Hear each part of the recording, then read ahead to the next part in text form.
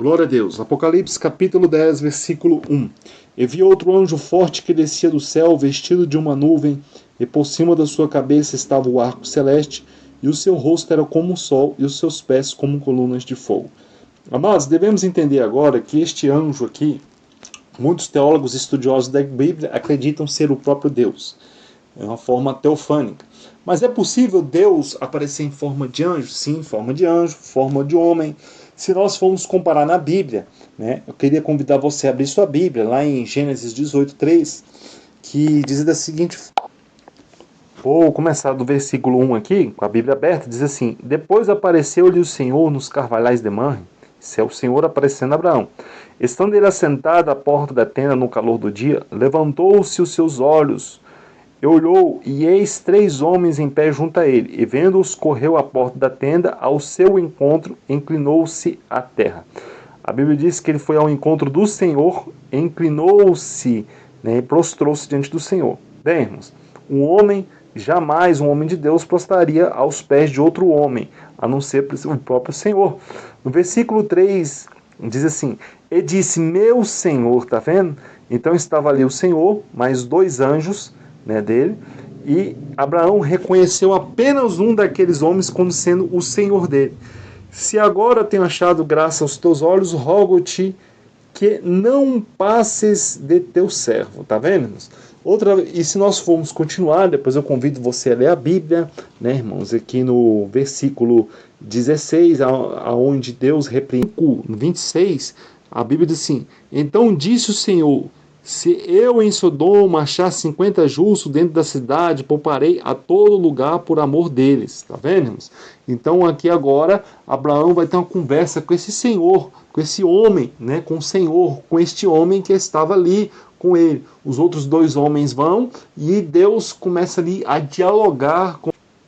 Nós vemos também, quando Jacó peleja com aquele anjo, né, e nós vemos mais na frente um pouquinho que aquele anjo depois fala que Jacó pelejou com o próprio Deus, ele lutou com o próprio Deus, ou seja, ele buscou em oração, buscou a bênção dele com Deus ali. Bem, irmãos, se formos ver também em João capítulo 1, versículo 14, eu vou abrir aqui para os irmãos entenderem melhor a Bíblia, fala que Jesus estava em sua glória, e o Verbo se fez carne e habitou entre nós, e vimos a sua glória como a glória do unigênito do Pai, cheio de graça e de verdade. Tá vendo? Então Jesus, irmãos, ele estava em glória com Deus, e ele se manifestou como homem também na terra. Tá vendo? Então é possível sim Deus manifestar como homem.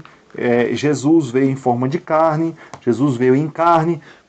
Que mais? Quando estava pelejando ali com Jacó, Jacó estava buscando a Deus, e o Senhor mudou o nome de Jacó. Mais para frente nós vamos ver que Jacó pelejou com Deus, lutou em oração, e Deus mudou o nome de Jacó, abençoou, a partir de hoje não será mais Jacó, Israel. Então há sim essa possibilidade. Voltemos aqui em Apocalipse capítulo 10, né, versículo 2, que diz assim: Ele tinha na sua mão um livrinho aberto, e pôs o seu pé direito sobre o mar e o esquerdo sobre a terra. Vemos anjos fortes, agora grande é só Deus, né, irmãos? Então, muitos acreditam que o Senhor ele põe um pé sobre a terra e outro sobre o mar, e esse livrinho muitos acreditam que seja a própria palavra de Deus, e clamando com grande voz, como quando ruge um leão, e havendo clamado, os 7 trovões emitiram suas vozes. Os 7 trovões, nós estudamos nos capítulos anteriores, que são 7 Espíritos do Senhor. Isaías capítulo 11, versículo 1 e 2. E quando os 7 trovões acabaram de emitir as suas vozes, eu ia escrever, mas ouvi uma voz do céu que me dizia: Sela, que os 7 trovões emitiram, e não os escreve. Verso 5. E o anjo que vi estar sobre o mar e sobre a terra levantou a sua mão no céu, e jurou por aquele que vive para todo sempre, o qual criou o céu e o que nele há, e a terra e o que nele há, e o mar e o que nele há, que não haveria, mas demora. A Bíblia diz que Deus, por ser grande, não tinha por quem jurar, jura por si mesmo, né, irmão? Jurou por si mesmo. Então, em Hebreus 6,13, quando a Bíblia diz assim: quando Deus fez a promessa a Abraão, jurou por si mesmo, por Deus, como anunciou os profetas, seus servos.